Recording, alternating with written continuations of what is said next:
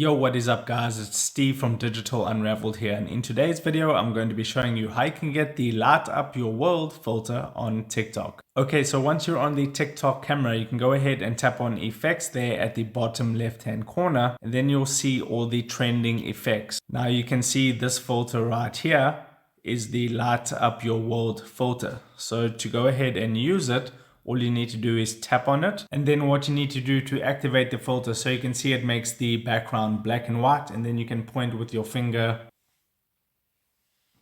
So you have to do a motion like that with your finger, and then it makes the background color again, and then you can see those little sparkles in the background. But let's say you're not finding the filter from within that effects tab, and then underneath the trending filters, what you can do is you can go out of the TikTok camera. You'll most likely be on the home page. Then just go ahead, tap on discover next to the home page. Then in the search bar, you want to type light up the world and then hit search. And then you can see there it says effects there and light up the world.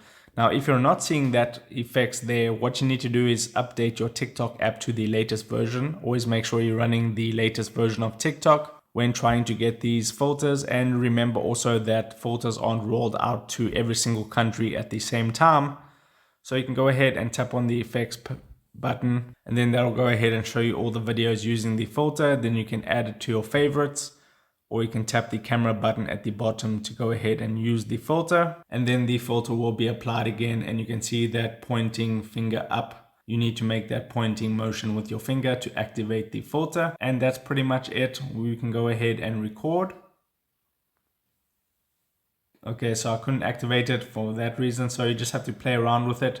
But when you're happy, tap the tick mark at the bottom right. You can add your sounds, add your effects, add your text. Tap on next when you're done, and then just post your TikTok video. So if this video helped you out, don't forget to like this video and subscribe down below so you don't miss any more social media tips and trends. And with that being said, I'll see you in the next video. Take care.